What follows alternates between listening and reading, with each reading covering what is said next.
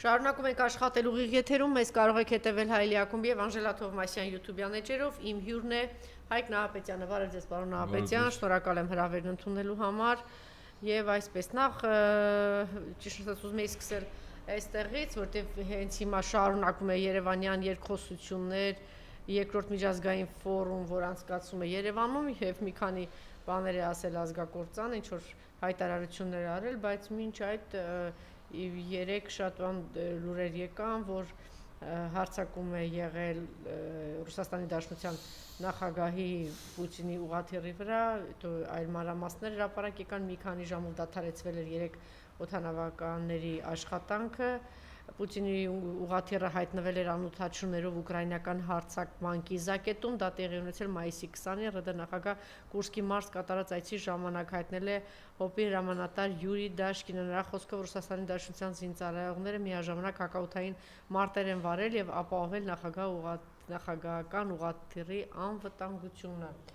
որից հետո այսպես ինֆորմացիա գնացած Ռուսաստանի Դաշնության լայնածավալ օդային հարձակում է իրականացրել Ուկրաինայի տարածքում, օգտագործելով մեծ քանակությամբ անօդաչուներ եւ հրթիռներ, կա 10-ից ավելի զոհ, ահա այսպիսի ինֆորմացիա եւ այսինքն երեկոյան նաեւ Թրամփն է, խոսել է նաեւ բուֆերային գոտին կզբաղեցնի Ուկրաինայի գրեթե ողջ տարածքը, եթե շարունակի ռազմական օգնությունը բանդերային ռեժիմին, հայտարարել է Մեդվեդևը, նա Տելեգրամյան ալիքում իր գրառմանը գցել է մի տեսանյութ, որում գրեթե ողջ Ուկրաինան բացառությամբ երկրի արևմտյան մասի մի փոքր հատվածին նշված է որպես բուֆերային գոտի։ Եվ նաև այսօր հայտարարությամբ է հանդես եկել երկու հայտարարություն ուշագրավ Իրանի հետ կապված, Միացյալ Նահանգների նախագահն է հայտարարությամբ հանդես եկել, Իրանի հարցում լուրջ առաջընթաց ունենք, ասել է Թրամփը, մեկնաբանելով մայիսի 25-ին Հռոմում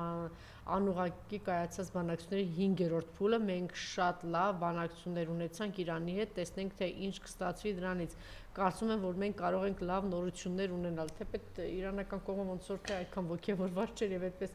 մեծ դրական բաների մասին չէր խոսում, ինչեւ է Թրամփը այսպիսի հայտարարություններ արել եւ նաեւ մի փոքր խիստ հայտարարություն ասելով, որ Պուտինը գժվել է, իսկ Զելենսկու ասածները միայն խնդիրներ են ստեղծում, ասել է Թրամփը, Պուտինի հետ ինչ-որ բան է պատահել, նա գժվել է, անտեղի սպանում է շատ մարդկանց եւ ոչ միայն զինվորների, հրթիռներն ու ԱՏՍ-ները գնդակոծում են Ուկրաինայի քաղաքները առանց որևէ պատճառի, նմանապես նախագահ Զելենսկին ոչ մի լավություն չի անում իր երկրին, նրա բերանից դուրս եկած ամեն բառ խնդիր է առաջացնում, ինձ դա դուրս չի գալիս, ասել է Թրամփը։ Խնդրեմ, ես վերջին անունները ներկայացրեցի, հետո արդեն կանցնեմ Նիկոլի այսօրվա արած հայտարարություններին։ Նախ եկեք գնահատենք, եկեք գնահատենք, թե իրականում Միացյալ Նահանգների քայլերի տրամաբանությունը առաջնորդին Ուկրաինա, Մերձար Արևելք, Խաղաղօվկիանոսյան տարածք, ինչ նպատակ է հետապնդում։ Երբ կարողանում ենք ճիշտ գնահատել, մեզ համար նաև տեսանելի եւ ընկալելի է, թե մեր տարածաշրջանում ինչ է սպասվում եւ այսպես։ Այնինչ հիմա Միացյալ Նահանգները անում են, ես գնահատում եմ նույնը, երբ Վիետնամից հսկական կորուստներ ունենալով Միացյալ Նահանգները զորքեր աշճանաբար հանեց, սպառազինությունը թողեց հարավային Վիետնամի զինված ուժերին Սայգոն մայրաքաղաքով, որոնք կռվում էին հյուսիսային Վիետնամի դեմ, իսկ հյուսիսային Վիետնամին օգնում էր Խորհրդային Միությունը։ Այսինքն իր կորուստները ստիպեց Միացյալ Նահանգների կորուստները ստիպեցին, որպեսզի կռվի շարունակությունը ապահովի վիետնամցիները, որոնք կողմ էին, որպեսզի Ամերիկան Վիետնամում ունենա գերիշխանություն։ Հիմա եթե զուգահեռում ենք, Միացյալ Նահանգները աշճանաբար Ուկրաինայում ինչ որ կատարվում է, այս կռվից ինքը աշճանաբար դուրս է գալիս, կամ միանգամից է դուրս գալիս, բայց բեռը թողնում է եվրոպական երկրների վրա։ Այսինքն Եվրամիությունը հիմա իր վրա վերցնում է ֆինանսական ուշադրություն դարձեք, ֆինանսական լուրջ ռեսուրս են կոնսոլիդացնում, ընդ որում փորձ անելով նաև ուղղակիորեն խլել Ռուսաստանի մոտ 300 միլիարդ դոլար այն ակտիվները, որոնք գտնվում էին եւ Եվրոպայում եւ Միացյալ Նահանգներում։ Ուրեմն ֆինանսական մեծ պաշար է հավաքվում։ Երկրորդ սպառազինություն, այսինքն հիմա եվրոպական երկրները առաջին հերթին Գերմանիան, Ֆրանսիան եւ Բրիտանիան փորձ են անում իրենք ռազմաարդյունաբերական համալիրի լուրջ ներդրումներով եւ ներարկումներով ուժեղացնել ուկրաինական բանակը, բայց այդտեղ մի շատ նրբություն կա։ Այնինչ հիմա իմ նշած 3 պետությունները անում են, բայց դա մասերի մեծ մասը գալիս է Միացյալ Նահանգներից։ Այսինքն Միացյալ Նահանգները առ երևույթ այդ կռվից դուրս են եկել, բայց իրենք օգնում են եվրոպական իմ նշած 3 պետություններին, որպեսզի վերջիններս կարողանան ուկրաինական բանակին ապահովել սպառազինությունը։ Եվ այսպես երկու էլեմենտը՝ ֆինանս եւ սպառազինություն կա, ուժեղացնում են, եւ ամենակարևորը եվրոպական երկրները չունեն մոտիվացված բանակ։ Որպեսզի իմ ասածը վերացական չլինի, ես մի օրինակ բերեմ։ Վերջերս էստոնական հատուկ նշանակության ուրեմն զորքերը փորձում են կալանավորել մի տանկերի, որը այլ երկրի դրոշով էր, բայց հիմնականում ռուսական նավթ էր, հա, տանկերը իրականում։ Ուրեմն տանկերները, քանի որ իրենք բավականին մեծ ծավալ ունեն, համարյա շարժունակությունը 0 է, հա, մանևրելու շարժունակությունը 0 է։ Եվ էստոնական հատուկ նշանակության ստորաբաժանումները ուղղաթիռներով չկարողացան, ընդ որում տանկերների վրա զինված մարդիկ չկային։ Նավթ կրող տանկերներ չկարողացան դեսանտ իջացնել այդ մեծ նավի վրա։ Եվ երբ ռուսական Su-35 ինքնաթիռը այդ ժամանակ սա Բալտիկ ծովում թռավ, էստոնական բոլոր ուղղաթիռները ինչ ունեին, հավաքվեցին ու ճողոպրեցին։ Մոտիվացված բանակ եւ վարժ բանակ չունեն։ Ուրեմն բանակի երկու կարևորությունը ապահովում է Եվրամիությունը, ֆինանս, սպառազինություն, զենք, կրվող ապահովում է Ուկրաինան։ Միացյալ Նահանգների նպատակն է ինքը ամբողջովին հետաքաշվում եւ առաջամղվում եվրոպական երկրները։ Իդեպ ասեմ մի բավականին խորամանկ օպերացիա են ուզում պատրաստել։ Ուրեմն եվրոպական երկրներին պետք է կամ Եվրամիությանը կամ ՆԱՏՕ-ի անդամ եվրոպական երկրներին ինչա պետք խաղապաներ դրոշի ներքո զորք մտցնել Ուկրաինա։ Ռուսները ասել են ցանկացած զորք, որ դուք մտցրեցիք, մեր համար թիրախ է։ Մենք թիրախավորում ենք ոչ միայն այդ զորքը, կապ չունի ինչ դրոշով, խաղապանի անվտանգ է, հումանիտար օգնության անվտանգ։ Մենք թիրախավորում ենք եւ այդ զորքը, եւ այն երկիրը, որի դրոշի ներքո մտնում է։ Հիմա գիտեք ինչ են պատրաստում։ Այսպես մի խորամանկ օպերացիա։ Ուրեմն բախում են արհեստական ստեղծում, ուշադրություն դարձրեք, ոչ ավել, ոչ պակաս։ Ուրեմն Մոլդավիայի եւ Ուկրաինայի միջեւ բախում արհեստական։ Հիշեցնենք, որ Մոլդավիայի Մերձդնեստրի Մոլդավական Հանրապետությունում գտնվում է ընդհանրապես տարածաշրջանի ամենամեծ զինամթերքի բազան՝ Կալբասկին, որը խորհրդային տարիներին արևմտյան ուղղությամբ խորհրդայնության մեծ պահեստարանն է զենքի։ Ճիշտ է, զինամթերքը զենքը բավականին հին են, բայց այն չափերի զինամթերք արկեր, որը ուկրաինական բանակին պետք է, գտնվում են այդ զենքի պահեստարանում։ Ուրեմն արհեստական բախում են ստեղծում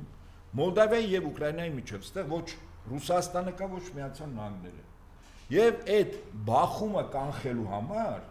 բախումը լինելու է։ Հիմա նման օպերացիա մշակվել ռուսական հատուկ ծառայությունները գլխավոր շտաբի ռազմական հետախուզությունը սա ամեն ինչը բացահայտել է։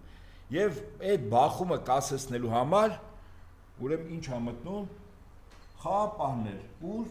Մոլդավա եւ Ուկրաինա։ Ոչ թե մտնում է Ուկրաինա-Ռուսաստան բախման մեջտեղը կանգնելու կամ խաղապահ, որ թույլ չտա, որ ես Ռուսաստանի ու Ուկրաինայի ռազմական բախում, այլ Մոլդավա-Ուկրաինա, ռուսերեն ասում են դուք ինչ գործ ունեք։ Հիմա երկու առանցին պետություն իրար հետ ռազմական խնդիր ունեն, մենք էլ եվրոպական երկիր ենք, չենք ուզում, որ այդ երկրները ունենան ռազմական բախում։ Մենք ուշադրություն դարձ, այսինքն լրիվ այլ պատրվակով փորձ է արվում Ուկրաինա խաղապահ մտցնել։ Ընդ որում այդ խաղապահը 1000 հոգուց կարող է լինի 100,000։ Հետո սպառազինությունը բնականաբար խաղապահին է, ինչ է, հետո աշճանաբար այդ նույն խաղապահը կարող է դյուրին կերպով օգտվել ուկրաինական բանակի սպառազինությունից, զենքից, զինամթերքից։ Ուրեմն իմ նշած 3 կարևոր էլեմենտից միայն ուկրաինական բանակն է, որը մոտիվացված է եւ վարժե, այսինքն այս 3 տարի կռիվների մեջ բավականին թրծված է, ճիշտ է, կորուստները շատ մեծ են։ Հետաքրքիր փաստ վերեցին, որ փետրվար ամսից մինչև հիմա ուկրաինական աղբյուրները կամավորների քանակն եմ ասում, սա ինքնին ցուցիչ է ուկրաինական բանակում տիրող մթնոլորտի կամ ավելի շուտ ժողովրդի մեջ, ոչ թե բանակում 500 կամավոր։ Էլի ոչ։ Սա իրոք ցուցիչ է։ Եվ հիմա ռուսական կողմը դա այդ հատուկ օպերացիան, որ Մոլդավիա, ընդ որում Մոլդավիայի կողմից հանցա գալիս Ռումինիա, այսինքն մեծ հաշվով լինում է Ռումինիա-Ուկրաինա բախում։ Եվ որպեսզի այդ բախումը շատ արյուն չբերի, շատ կորուստներ չլինեն եւ այլն, մտցնում են խաղապահներ, ասենք մի 100,000 հոգի Ուկրաինայի տարածքում, մի 50,000 Ռումինիայի տարածքում, դե Ռումինիան չի խնդիրը։ Խնդիրը Ուկրաինայի տարածքում եվրոպական զորքեր մտնեն խաղապահի դրոշով։ Հետո այդ նույն զորքերը նաև այլ խնդիրներ կատարեն։ Ես կարծում եմ Մեդվեդևի ասածը ուղղակիորեն հենց սրան է պատասխան, որ բացի Ուկրաինայի արևմտյան մի քանի շրջանների ամբողջ տարածքը մենք վերցնելու ենք դարձնենք բուֆերային գոտի։ Այսինքն չփորձեք կապիկություն անել։ Մենք իրազեկենք եւ այդպես շարունակ։ Հիմա ԱՄՆ-ի համար ինչն է կարևոր, հիմա ԱՄՆ-ի քաղաքականությունը, երբ որ նայում ենք արդեն մերձավոր արևելք եւ խաղաղօվկիանոսյան տարածք, իր համար թիվ 1 խնդրեմը Չինաստանի տնտեսությունն է։ Չինաստանի տնտեսության 80% հոսանքի արտադրության նստած է նավթի վրա։ Այդ նավթը գալիս է գնում է դեպի Չինաստան առաջին հերթին արաբական աշխարհից եւ Իրանից։ Որ պահին Միացյալ Նահանգները կարողացավ հսկողություն սահմանել նավթի արդյունահանման, տեղափոխման եւ գնային քաղաքականության վրա, ինքը ուղղակիորեն հարված է հասնելու Չինաստանի տնտեսությանը, այսինքն լինելու են սահմանափակումներ, գների անկում եւ այլն, հա, եւ ավելին կոմունիկացիաների վրա այդ առումով մեր այսպես կոչված Զանգեզուրի միջանցքը շատ կարեւոր է, իդեպ ասեմ ձեզ, որտեւ հիմա Միացյալ Նահանգները ինչ է ձգտում, այդ ամբողջ նավթը, որը արաբական աշխարհի եւ Իրանի գնում է դեպի արևելք, այսինքն Չինաստան, ինքը փորձում է այդ նավթը ուր անել, տեղափոխել դեպի Եվրոպա։ Եվրոպա ինչպես է տեղափոխվում, նաև կարող են նաև Հայաստանով տեղափոխել, բայց այդտեղ կարևորը ես նորից եմ ասում, այդտեղ Ադրբեջանն է եւ Թուրքիան։ Ոստե Միացյալ Նահանգների երկդիմի քաղաքականությունը, այսինքն մի կողմից ինքը խաղաղության կողմնակից է, ուզում է Ուկրաինային պատերազմը կանգնի, ինքը այդ պատերազմին առերևույթ ոչ մի մասնակցություն չունենալու, բնականաբար զենք զինամթերքով օգնելու է եւ երկրորդ փաստը բերեմ։ Եթե Միացյալ Նահանգների ղեկավարությունը ուզում է խաղաղություն տարածաշրջանում, որ տրամաբանության մեջ է մտնում ապրիլի 28-ին եւ 29-ին Էստոնիայի տարածքում 5 Հայմերս տիպի հրթիռային կայանքների արձակման կայանքներ տեղադրել է, 5 կայանք է տեղադրել։ Սա եւս ռուսական հատուկ ծառայություններ, ասիկան հետախույզությունը ճշտել է եւ սրա մասին ռուսները բավականին կոշտ են արտահայտվել նաեւ այս բանակցությունը կոնկրետ Պուտին եւ Տրամփ բանակցություններում, այսինքն իմաստը որն է, դու ինչ ես բերում Էստոնիայում տեղադրում Հայմերս։ Ընդ որում ասեմ ձեզ, այդ հրթիռները 300 կիլոմետր խիստ արդյունավետ հարված են հասնում ցանկացած թիրախի, իսկ Էստոնիայից դեպի Ռուսաստանի հյուսիսային մայրաքաղաք Սանկտ Պետերբուրգ 150 կիլոմետր է։ Այսինքն Հայմերսները դիպուկ կերպով կարող են խոսել Լենինգրադը հարակից շրջանները ռազմական օբյեկտները։ Եվ հիմա բնականաբար Ռուսաստանը ելնելով այս իրողություններից Ռուսաստանը առաջ է գնում։ Իր համար նույնիսկ այսօր այդքան կարևոր չի Դոնեցկ Լուգանսկի չազատագրված տարածքներ, որքան իրենք մտել են Սումայի եւ Խարկովի շրջաններ։ Եվ հող է նախապատրաստվում, այն ինչ որ ես ասի Մոլդավա, Ռումինիա մի կողմից եւ Ուկրաինա մի կողմից արհեստական բախում են սարքում, բուն նպատակը, որպեսզի այդ խաղապահները կարողանան Ուկրաինայի Սևծովի Արաբնի ամբողջ շրջանում բերել խաղապահի ավանդակ զորք։ Խոսքս Օդեսայի եւ Նիկոլաևի մարզերի մասն է։ Իսկ Օդեսայի մարզը Ռուսաստանի համար ինչով է ստրատեգիական։ Օդեսայի մարզով անցնում ցամաքային ճանապարհը Ռուսաստանը դեպի Մոլդավիայի Մերձ Դնեստրի Մոլդավական Հանրապետության հետ կապելու 400,000 այսօր քաղաքացի ապրում այդ տարածքում, որից 250,000-ը Ռուսաստանի քաղաքացի են։ Այդ 400,000-ից Մերձ Դնեստրում։ Եվ արևմուտքի խնդիրն է անել այնպես այս օպերացիա, որ Ռուսաստան ամբողջովին կտրի հնարավորություն Ուկրաինայի Սևծովի ափի շրջաններում ռազմական գործողություններ սկսելուց։ Այսինքն Միացյալ Նահանգները մնում է Միացյալ Նահանգներ, այս գեղեցիկ խոսքերին, ճառերին եւ այլն պետք չի հավատալ։ Ես զուգահեռը պատահական չբերեցի Վիետնամի օրինակը, որ պահին Միացյալ Նահանգները զգաց, որ իրենք պարտվում են, իսկ հիմա Տրամպը եւս հասկանում է, որ ուկրաինական ճահճի մեջ Ամերիկան խրվել է 300 միլիարդի ծախսար, այդ 300 չի, շատ ավելի շատ է։ Ինքը պատահական մի անգամ նույն Տրամպը ասեց 500 միլիարդ կամ 1 տրիլիոն, այսինքն գումարները շատ ավելի մեծ են ծախսվել։ Եվ օգուտ չկա, այսինքն ներդրում անում, օգուտ չի ստանում։ Դե եթե այդպես է, ես հետ եմ քաշում, իմ ռազմաշնորհաբերական համալիրը արտադրում է, Եվրոպան հավաքած փողով գնում է այդ զենքը, տեղափոխում է Ուկրաինա եւ խաղապահի համատենք ինքն է զորք բերում։ Ես այդտեղ կապ չունեմ։ Իմ խնդիրը, նորից եմ կրկնում, ԱՄՆ-ի խնդիրը այսօր արաբական աշխարհի եւ Իրանի նավթի վրա հսկողություն սահմանելն է, արդյունահանում, տեղափոխում գնային քաղաքականություն, որով մահացու հարված կարող է հասցնել ում Չինաստանին, որտեղ Չինաստանի տնտեսության, իսկ տնտեսության մեջ ինչ որ արտադրում է հոսանքով է։ Հոսանքի արտադրության 80%-ը նավթն է տալիս։ Սա Միացյալ Նահանգների քաղաքականությունը։ Եվ հիմա եթե գալիս ենք մեր իրականության վրա, իդեպ ասեմ ձեզ շատ հետաքրքիր մի փաստի մասին, նորընտիր Հռոմի Պապը իր միջնորդական առաքելությունն է, այո, առաջարկել Ուկրաինայում այդ թնջուկը լուծելու։ Ինչու Հռոմի Պապը եւ ով է Հռոմի Պապի ստատուսը, անձի մասին չեմ խոսում, ստատուսի։ Ուրեմն կան երկրներ, որոնց ղեկավարները գլոբալիստների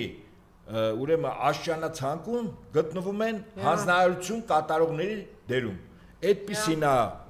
Մերցը, Գերմանիայի վարչապետը, այդպիսին է Ֆրանսիայի նախագահ Մակրոնը, բայց մի աշճան վերև ավելի բարձր ովքեր են գտնվում։ Գտնում են գլոբալիստների այն կառույցների ղեկավարները, որոնք իրականում որոշումներ են կայացնում, եւ այդ որոշում կայացնող կենտրոններից մեկը դա Վատիկանն է, Հռոմի Պապի առաջնորդությամբ։ Ուստի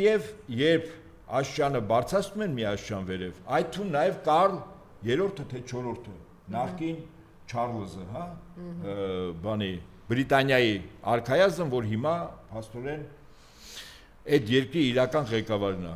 Այսինքն մի աշճան վերքև է Չարլզն է կամ Կարլն է որոշում, մի աշճան վերև որոշում է Հռոմի Պապը։ Եվ հասկանալով, որ ռուսական զորքերի դեմը որևէ ձեւ չեն կարող առնել, այս վերջին մի քանի օրվա ընթացքում Ռուսաստանի առնվազն 7 մարզերում անօթաչու թռչող սարքերով այդ հարձակումները ինքնին ցուցիչ են, այդ թվում նաև Ռուսաստանի նախագահի ուղղաթիռի վրա գրող։ Եվ Ռուսաստանը շատ կոշտ պատասխանեց, այդ որ Տրամպը ասում է Պուտինը գժվել է եւ այլն, չի գժվել, համարժեք ձևով ինչ Ուկրաինան անօթաչուներ անում են, ինքը համարժեք ձևով։ Ընդ որում, եթե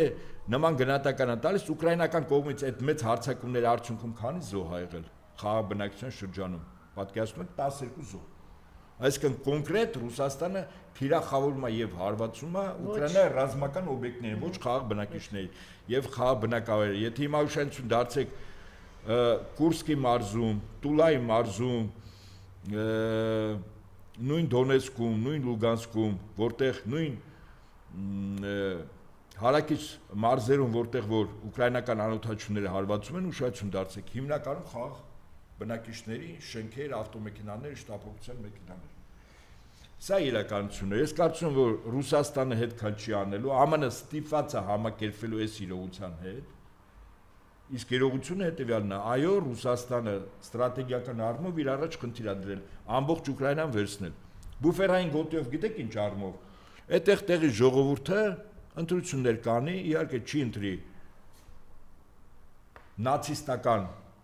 կուսակցության, իսկ այդ կուսակցությունները փակվելու են, դրանց ներկայացուցիչներին կընտրեն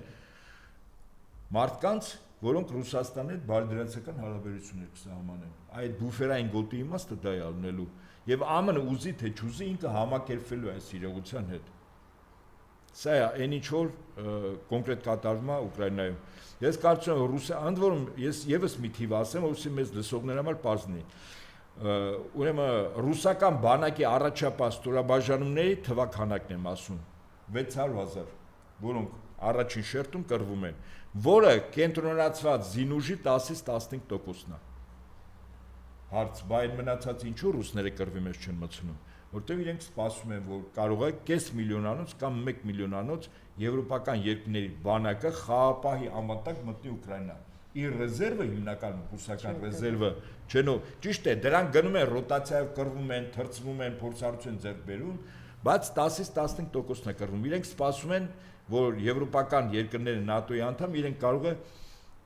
միլիոնանոց կամ կես միլիոնանոց բանակ մտցնեն խաղապահի դրոշի ներքո Ուկրաինա այդ զորքի դեմ է ռուսական ռեզերվը պատրաստ կանգնած սա ինչ վերաբերում է կոնկրետ Ռուսաստանին Ուկրաինային Եվ դուք հիմա ասեցիք Նիկոլը հարբեցող ծաղրացուն ինչ է խոսել, որտեղ Ինչ է խոսել, հիմա մեջբերում կանեմ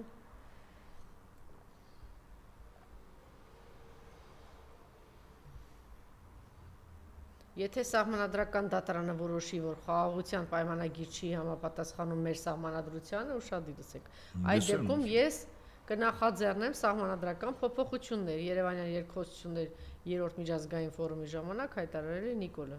Դե որտեվ Ալիևի պահանջն է, Ալիև ասեց չէ սահմանադրություն Եվ հաջորդը ասեմ, որ արդեն այս անդրադառնանք ԻԱՀԿ Մինսկի խմբի լուծարման օրակարգն ընդունելի է մեզ համար եւ մենք պատրաստ ենք առաջ շարժվել, բայց մյուս կողմից մենք ուզում ենք հավաստիանալ, որ մենք եւ Ադրբեջանը նույն կերպ ենք ընկալում իրավիճակը։ Ուզում ենք հավաստիանալ, որ Ադրբեջանի մտադրությունը չէ իր տարածքում հակամարտային իրավիճակ փակել եւ արտահանել այն եւ այլ եւ այլ եւ այլ։ Այսինքն ինչ է ուզում հավաստիանալ, որ 300 օրինակ որ Ադրբեջանը ասում են 300,000 փախստական Արմենիան Ադրբեջանի դրոշի ներքո գալու է Հայաստան, այդ Նիկոլի համար բանա հավաստիացում է, որ ինչ որ Ադրբեջանը Հայաստանից տարածք է չէ ուտարում։ Այսինքն այս մարդը, գիտեք, քանի որ ես գնահատում եմ միգուցե նաև անդիմադիր դաշտի եւ որոշ փորձագետներ եւ քաղաքական գործիչներ ինձ հետ համաձայն չլինեն, բայց դա էական չի։ Ես նորից եմ կրկնում Հայաստանում այս պահին թուրք-ադրբեջանական օկուպացիոն ռեժիմի կոլաբորանտ կառավարություն, այսինքն կառավարություն, որը կամակատարն է, հլու հնազանդ կամակատարն է Ադրբեջանի եւ Թուրքիայի պահանջների վերջ։ Եվ այն պայքարը, որը որ մենք մտածում ենք քաղաքական պայքարով իշխանափոխություն լինի, այդ նույնն է թե հաղթել քաղաքական պայքարով հաղթել Ալիևին եւ Էրդողանին։ Եկեք լուրջ նայենք այս ամեն ինչին։ Եվ հաջորդ պահանջը, ընդ որում ձեր նշած երկու պահանջների մասին Ալիևն է, չէ՞ բարձրաձայնել։ Հիմա բանակի լուծարման մասին Ալիևը ասում է, մեզ այն սպառազինությունը, որը Հայաստանը գնել է, պետք է հետ վերադարձնի, ասել է։ Իսկ անձնակազմի պահով ինչ ասել ոչ մի բան, բայց անձնակազմ պահով նախկին դասալիքները այսօր դասալքությունը օրինականացնելով փողով բանակից ազատվելու։ Այսինքն բանակում ծառայող պիտի չլինի, եթե սպառազինություն չկա, եթե մոտիվացիոն դաշտը զրոյական է, եւ եթե զորակոչով փողով ազատում են պայմանագրայինների սոցիալական փաթեթը եւ աշխատավարձը շատ ցածր է, ի համեմատ, ասենք, նույն ուսադիր կրող ոստիկանների, որոնք Երևանի կենտրոններում կամ այլ քաղաքի կենտրոններում ծառայություն են իրականացնում, բնականաբար պայմանագրայինների թիմն էլ կտրուկ նվազելու է։ Եվ 1-2 տարի հետո, եթե Փաշինյանը 2026-ին, եթե Ալիևն ու Էրդողանը որոշեցին, որ Հայաստանում Փաշինյանը պիտի վերարտադրվի, իսկ մենք ասելով անդիմադիր դաշտ, մեծ հաշվով մեր ժողովուրդն է անդիմադիր է այլանդակությունների, եթե բավարար կամք հանդես չբերեց, Եվ Նիկոլը վերարտադրվեց, ձեզ վստահաբար եմ ասում, մի քանի տարի հետո Հայաստանի բանակում ծառայող մարդ չի լինի։ Ի համեմատ Ադրբեջանի բանակ։ Չէ, իրանք աշճանաբար են անում, այնպես չի որ հիմա, որ պայն որ պետք է կռվով կվերցնեն, իրանք կռվել են պատրաստ։ Բայց Հայաստանի բանակը լուծարում են հիմա։ Նիկոլը Հայաստանի բանակը լուծարում է։ Եթե 1-2 տարի հետո մեր բանակում ենթադրենք մի քանի հազար մարդ է ծառայելու որտեղ փողով լրիվ ազատվում են, պայմանագրայիններ չեն գնում։ Նիկոլներ ինչ ասում է, սիրելի Հայաստանի Հանրապետության քաղաքացիներ,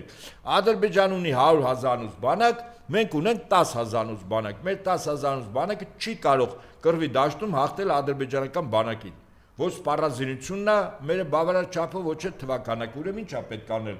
Ալիևը ինչ պահանջ, ասում է, մենք հլունազանդ կատարում ենք։ Ես դրա համար եմ ասում, Փաշինյանի կառավարությունը այսօր ինքը կոլաբորանտ կառավարություն է, հլու հնազանդ, հպատակ կառավարություն է, եւ այն ինչ որ եթե 2, 3, 4 տարի առաջ էինք ասում, մարդկանց շատերի մոտ հարցեր էր առաջանում, բայց ինչու ենք այդպես գնահատում։ Հիմա Հայաստանի ցանկացած քաղաքացու հարցրեք նորմալ բանական մարդու, որը քաղաքականությամբ առանձնապես պետք է չի որ զբաղվի։ Փաշինյան Նիկոլը կատարում է արդյոք Ալիևի եւ Էրդողանի պահանջները։ Ես կարծում եմ, եթե նման սուց հարցում անի, ճնշող մեծամասնություն 90% եւ ավել ասելու են այո։ Բայց եթե մեր եկի քաղաքացիները գնահատում են, որ Փաշինյանը կատարում է Ադրբեջանի եւ Թուրքիայի ղեկավարների պահանջները, այդ կառավարությունը ո՞նց է կոչվում քաղաքագիտական տերմինով, կոլաբորանտ։ Այդքան բան, իսկ կոլաբորանտ կառավարության դեմ մղվում է ազգային ազատագրական պայքար։ Սա ինչ է նշանակում։ Սովորաբար, երբ որ ես նման գնահատական եմ տալիս, լրագրողից ասում եմ, պարոն Ապետյան, դուք զինված ապստամբության կոչ եք անում, ասում ոչ։ Նախ ցանկացած գործողություն անելու համար իրավիճակը պետք է համարժեք գնահատել։ Հիմա տեսականորեն պատկերացնենք մեր ժողովուրդը իրապես գնահատում է, որ այո, Փաշինյան Նիկոլը եւ իր կառավարությունը եւ իր քաղաքական կուսակցություն կոչված խմբակը իրեն կոլաբորանտ կառավարության եւ նրա ածանցյալ օղակներ են։ Մեր ժողովրդի 90% եւ ավել այդպես է գնահատում։ Այստեղից հարց առաջանում։ Մենք ենթարկվելու ենք այդ կառավարության որոշումներին, հանձնարարականներին։ Ասենք ոնց որ Նիկոլի տեղը Շահին Մուստաֆայևը գար նստեր, իր ոստիկանությունը Երևանի փողոցներում լիներ եւ սկսեր հանձնարարական տալ։ Նվազագույնը, եթե այդ ուժի դեմ չես կարող ուժով կռիվ տալ, գոնե անհնազանդության, չհպատակվելու կեցվածք է, չէ՞ դրսևորում։ Օրինակ Հայաստանի ամբողջ տարածքում բոլոր հաստատությունները, պետական, ոչ պետական, տրանսպորտը, ամբողջ ենթակառույցները, կոմունիկացիաները, որևիցե մեկը չի աշխատելու։ Այսինքն փաստացի, երբ որ մարդիկ ասում են, ես չեմ ուզում կատարեմ այս կառավարության հանձնարարականը, օրինակ շարքային ոստիկանից մինչև ոստիկանապետ, կամ չէ, ոստիկանապետի տեղակալներ, ոստիկանապետը կատարելու է, բայց շատ տեղակալներ կան, որ այս իրավիճակը համարժեք գնահատում են, ինչ է կարծում, դրանից հետո Հայաստանում ինչ է ստեղծվելու, եթե մարդիկ չեն ուզում կատարել։ Իդեպ այդպես 88 թվին եղավ, 88 թվին ուշադրություն դարձեք, ես պատական օդից բանը չեմ ասում։ Այսինքն այն ժամանակ կոմունիստական կուսակցության որոշումները Արցախի հարցի հետ կապված մեր ժողովուրդը չէր կատարում։ Եվ ամբողջ հանրապետությունում ստեղծվել են ինչ։ Պետական իշխանություններին այլընտրանքային մարմիններ, որի անուններն ինչ էր, Ղարաբաղ կոմիտեներ։ Այսինքն Հայաստանում փաստացի պիտի ստեղծվի երկիշխանություն։ Այսինքն մի իշխանություն, որը ուզում է իշխել, կառավարել, չի կարողանում, եւ ժողովուրդը, որը չի ուզում, որ այդ իշխանությունը իրան կառավարի։ Դա հայտնի դասական առումով ձևակերպում էսպես, ներքևինները չեն ցանկանում, վերևինները չեն կարող։ Եվ ահավասիկ, երբ որ ստեղծվում է երկիշխանություն, դա է այն առաջին ելման կետը, որից հետո Հայաստանում դյուրին կերպով կլինի իշխանափոխություն։ Այլ ձև, ես նորից եմ ասում, 4-ը ընդվզում եղել է 44-ը, այս 4-ն էլ պարտվել ենք, չէ՞։ Ընտրություններով եւս գնացել ենք, պարտվել ենք։ Նույնը ոնց որ ընտրությունները նորից ասեմ, հաղթենք Էրդողանին եւ Ալիևին։ Կարող ենք հաղթել, իհարկե ոչ։ Միայն մի դեպքում կարող ես, երբ որ Հայաստանի բնակչության 90% եւ ավելը այս կառավարության եւ կառավարության որոշումների կատարման չեն ենթարկվում։ Ճանապարհը դա է։ Չենթարկվեցի, կեցված կես դրսևորում, ասում ես ես ստեղծում եմ այլընտրանքային մարմիններ։ Ու վերջ, ենթարկվում եմ այդ մարմիններին։ Տեսնեմ Նիկոլ Փաշինյանի իշխանությունը թղթի տնակի վրա կամ տուն, որը ավազի վրա է կառուցել, չի փլուզվի, իհարկե փլուզվելու է։ Պատկերացրեք, որ ուժային կառույցները հրաման չեն կատարում։ Այդքան բան, դատախազությունը չի կատարում։ Հա, ես վերադասի մասին չասեմ, ասենք ամեն կառույցից թող մի 50 հոգի Նիկոլի կողքը կանգնացել, թե շատ եմ ասում։ Եթե ժողովուրդը հավաքական առումով եւ ընդդիմությունը ճիշտ ընթացքի մեջ լինի, այդ 50-ն էլ չի լինի ամեն կառույցից, եւ քննչական մարմիններ, եւ դատախազություն, եւ ոստիկանություն։ Այդ էլ չեն լինի։ Այդ նշանակում է, որ այս ժողովուրդը այդ կառավարության որոշումները չի ենթարկվում, այդ չի կատարում։ Ըստ էս երկիշխանություն։ Իսկ թե երկիշխանությունից հետո ինչպես կլինի իշխանափոխությունը, այդ կախված է իշխանությունների կեցվածքից։ Եթե ուժ կիրառեց, փորձեց ուժով ստիպել, որ կատարեն ուժին, մեր ժողովուրդը ինքն է պաշտպանելու եւ ապստամբելու իրավունք ունի։ Կդիմի դրան։ Եթե Նիկոլը հասկացավ, որ չէ, նույնիսկ ուժ կիրառելուց հետո ինքը պարտվել է, ճամպրուկները կապես գնաց, այդ երկիշխանության ստեղծած մարմինները դառնում են ժամանակավոր իշխանություն, մինչև ընտրությունները, օրինական ընտրությունները, համապետական ընտրությունները տեղի ունենան։ Այդքան բան։ Ես ճանապարհն եմ ասում։ պետք չի մեր ասածները այլ հարթությամբ դնել, զինված ապստամ չկա այդպիսի բան։ Ընդհանրապես մենք չենք ենթարկում մեզ կառավարության եւ իր որոշումներին։ Հայաստանի Հանրապետության քաղաքացիները, կառույցները, տեղական ինքնակառավարման մարմինները չեն ենթարկում։ Բա հիմա ես նորից եմ ասում, եթե Նիկոլի տեղ գար նստել մեկ օրինակ Շահին Մուստաֆայևը կամ Մերիբան Ալիևան, փոխ նախագահ, երկրորդ դեմքն է երկրի, գալիս է Հայաստանում նստում է։ Իր տեղակալները ընդունում է Արեմեցյան Ադրբեջանի կառավարություն կա, չէ՞ ստեղծված այսպես։ Այդ դրանց ղեկավարները գալիս նստում են կառավարություն սկսում են որոշումներ կայացնել։ Օրինակ ինձ հետաքրքիր է Հայաստանի քաղաքացիները կատարեն այդ կառավարության որոշումները, կասեն ոնց ադրբեջանցին եկե որոշումներ ասते կայացնում, ես խիղճի կատարեմ։ Հիմա ի՞նչ տարբերություն ադրբեջանցին է նստած կառավարության շենքում, թե ադրբեջանցու ասողը հələ ունազան կամակատար ազգությամբ հայ է։ Ոչ մի տարբերություն չկա, մեր համար չկա։ Եվ հետևաբար մեր երկրի քաղաքացիները կեցված է դրսևորում, բայց կեցվածքից առաջ պետք է նույնական գնահատական լինի, չկա այդ գնահատականը։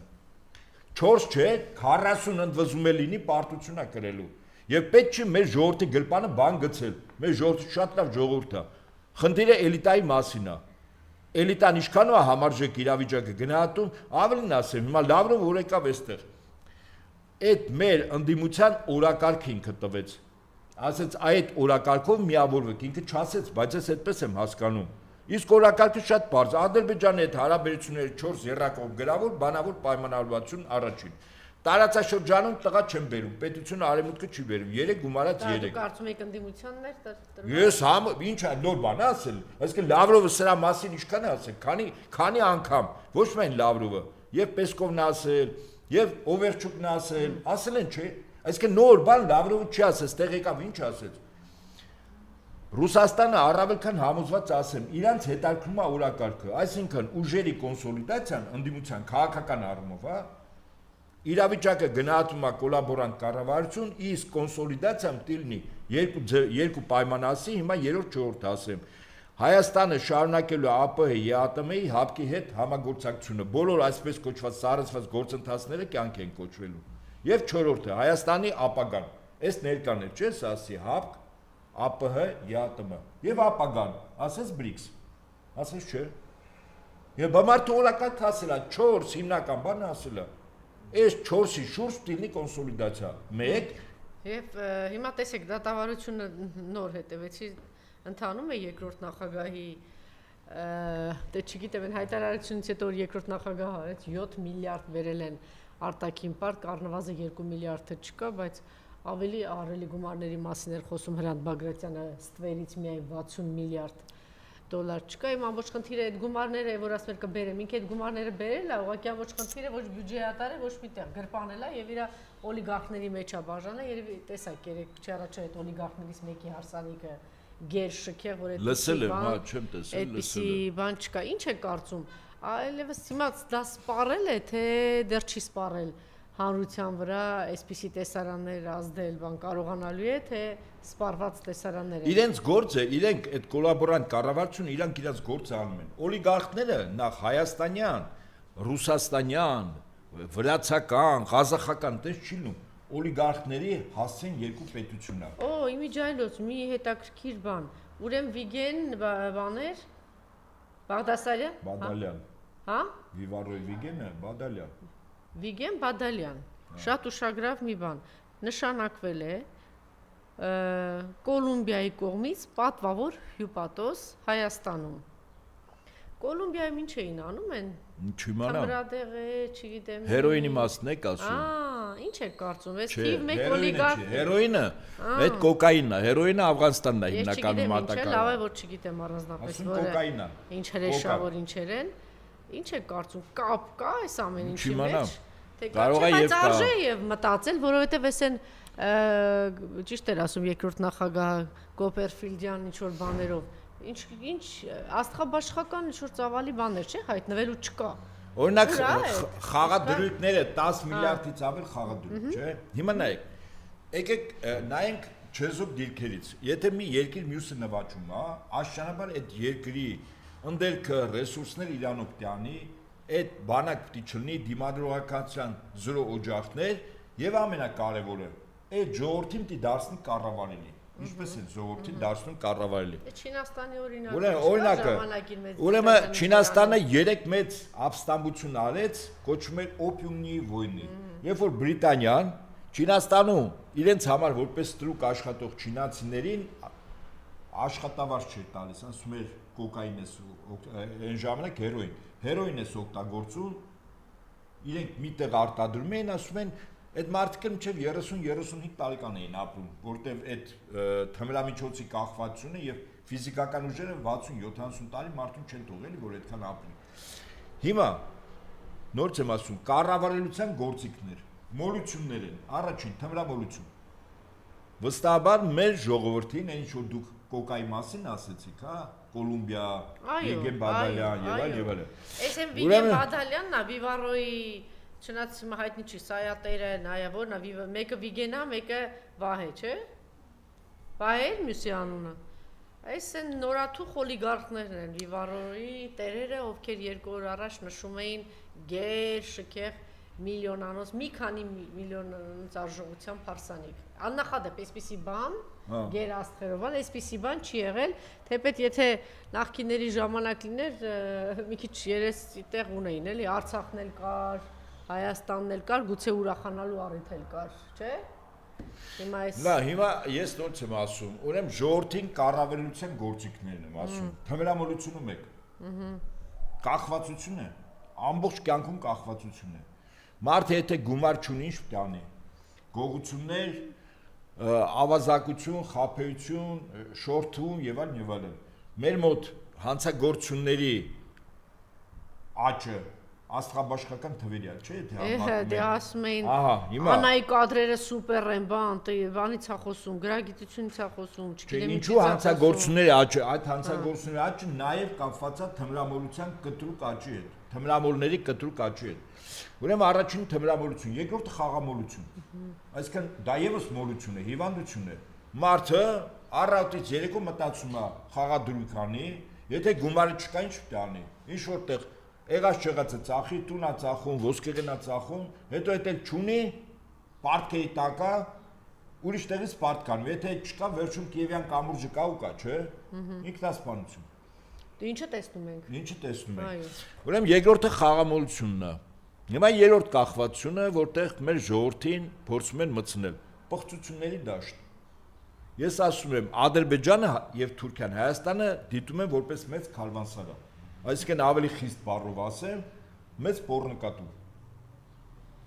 Տղամարդիկ պետք է աշխատեն հանքերում, ասենք մի 100,000, մի քանի 100,000 կիններ սպասարկեն Թուրքիայի, Ադրբեջանի ղեկավարներին, որոնք Հայաստանում խաղաղության պայմանագիր կնքելուց հետո բիզնես են անելու, ներդրումներ են անելու, այստեղ մեր կանայք ու աղջիկներն էլ իրանց սպասարկեն։ Նույնիսկ եմ ասում, տղամարդիկ հանքերում, թմրամիջոցի վրա խաղադրույքներ, կանայք էլ բորդելներում։ Էսա, երկիրը բայր ոնց են կառավարում։ Իդեպ ասեմ մի հետաքրքիր փաստ։ Կուբայում 1961 թվականին, 61-62-ին այդ հեղափոխությունը իրականում այդ ապստամբությունն էր, այդ ժողովրդի։ Կուբան Միացյալ Նահանգների համար դարձել էր մեծ պոռնկատու։ Կուբայի կանանց 90% եւ ավելը աշխատում էին բորդելներում։ Ու վերջ։ Եվ այդ տղամարդիկ հասկացան, որ այդ իրենց ժողովրդի վերջն է, այդտեղ ոչ պետություն կա, ոչ ժողովուրդ կա, ոչ կին կա։ Դե համար ապստամբեցին։ Հիմա Ադրբեջանը եւ Թուրքիան միջնորդավորված կամ ուղակի այս գործը անում են։ Այն մի տոննա կոկային ինչ եղավ։ Այդ եմ հարդա։ Չկա, հա, ոնց որել է։ Չկա։ Ասում են տղերքը իրանց օգտագործման համար է։ Կարող է Նիկոլի օլիգարխները իմանան։ Այդ Մակրոնին հարցրեք, Ստարմերի ու Մերցի հետ նստած, երբ որ բան էին անում, Ստարմերը տարբեր աղբյուրներով ասում են,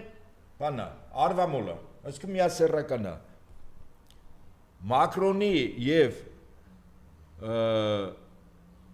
Մերցի համար թմրամոլ էր, ակնհայտ էր, տեսախցիկը նկարեց, պահեց, չէ՞, նույնիսկ մասնագիտորեն են ասում, որ դա անձեռոցիկ չի կարող լինի, որտեղ պահելուց վերևի ներքևի մաս էր անում, ծանրությունը հանկարծ որ չթափվի, հակառակ կողմով պահի եւ այլն եւ այլն։ Այսինքն այս սրանց պապաներն էլ դրանք են։ Այլասերված, միասեռական, թմրամիջոցի վրա նստած, բայց ժողովուրդն էլ դες պիտի անի։ Նոց եմ ասում, եվրոպական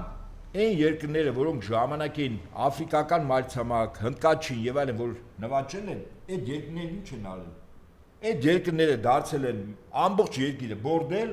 այդ երկրների իքական սեռը իրանց համար աշխատել, տղամարդկանց էլ կամ հանքերում են տարի աշխատացել, նստացել են նարկոտիկի վրա, այն ժամանակ խաղամոլությունը այդքան տարածված չէր, որտեղ գործիքակաց չկար։ Հիմա էլ խաղամոլության վրա։ Այդ է ձեզ ինքնասպանությունների, սպանությունների, հա, ինքնախեղումների հազար պատճառ։ Ու դենց է կառավարում են, բայց դիմադրության օղակներն էլ զրո են։ Այսինքն այս հիվանդությունը, քանի մեր ժողովրդի առողջ մասի ամբողջ եղածը չի կերել։ Մի կողմից կոկային, մի կողմից խաղամոլություն։ Մյուս կողմից անբարոյականություն։ Հիմա օրինակ ինձ հետաքրքիր է այս բաները։ Գիշերային ակումբները սնկի նման աճել են։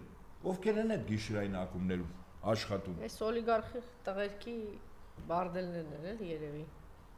Մարդիկ նախկին իշխանությունների ժամանակ այո իրաց բաստողում են եղել, որ բականի սուտինյորներ մամաների հետ աշխատեցին։ Հիմա սուտինյորները պետական մակարդակով են սուտինյորություն անում։ Որը մեծ հաշվով մեր դժբախտությունն է, որտեղ այդ բորդելներում նաև մեր երեխեքն են։ Որոնց պապաները չեն կարող տուն պահել, որտեղ կամ թմրամոլ են, կամ խաղամոլ են, իրանք էլ պետք է բոզություն անեն փողով։ Էսա, այս երկրի ապագան էս են սարքում։ Հենց որ վիճակը շատ ավելի ծանր է, քան իրականում մենք պատկերացնում ենք։ Չէ, տենց չկա, որ բացեց